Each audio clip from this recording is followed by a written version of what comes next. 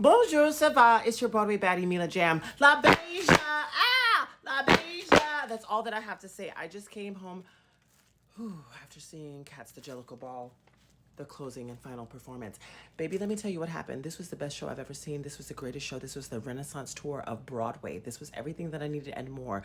Everyone and their grandmother was there, okay? If you did not get a ticket, you missed out on the ball of the century. Went there with my girlfriends Peppermint and Deja Smith. I can't believe that we were able to get a ticket to go in, and coming into the building itself, running into people left and right. Todrick Hall was like, oh my God, boo, babe, it's so good to see you. I'm like, it's so good to see you too. We're running into Queen Jean. We're running into all of the girls, the dolls. The dolls were all there. Every queer and gay person was in the audience. Not to mention, the king of Broadway himself, Ben Vereen, was sitting 2 rows behind me. Queen Latifah was the judge. Queen Latifah was the judge. You want to know this? Sit down, sit down. You want to know what happened? Let me tell you, at intermission, Queen Latifah came over to me. I'm kidding not. To me to say hello and to introduce herself and to shake my hand.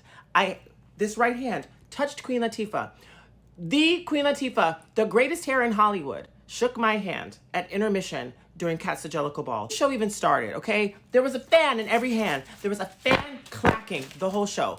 Every 15 minutes after every number, there was a standing ovation. We were laughing, we were dancing, we were doing choreography in the seats. This was like a stadium experience. This was bigger than the FIFA World Cup. And the producers, they don't understand. I know that they only care about numbers and credit cards and swipes and taps and money, but you cannot trade that for the movement and the community that this show provided. This show has turned Broadway upside down. It was the experience of a lifetime, and I'm so honored to say that I got to see the very last show. There's nothing else that will compare, and I don't care if a show closes fast. Broadway excellent. You go to a Broadway show and you're like, when you leave that show, how do you feel? What do you think is the point of the Broadway show? Okay, well, that was cute. Oh, that was fun. Oh, she sang so well. No, you need to feel like you left church, and you need to feel like you were changed. This was a spiritual awakening. I felt like I was in church. Church is not about a building. Church is not about a book. Church is about community and connection, and that's what the show provided. And every actor on that stage gave us all the things. Tempera singing Grisabella and singing Memory for the Last Time, mind-blowing and so stunning. Shout out to Rum Tum Tugger, my boy Sydney Harcourt, nailed it. He's platinum, he's gold, he's just it. He's just so cool, he's just so fire.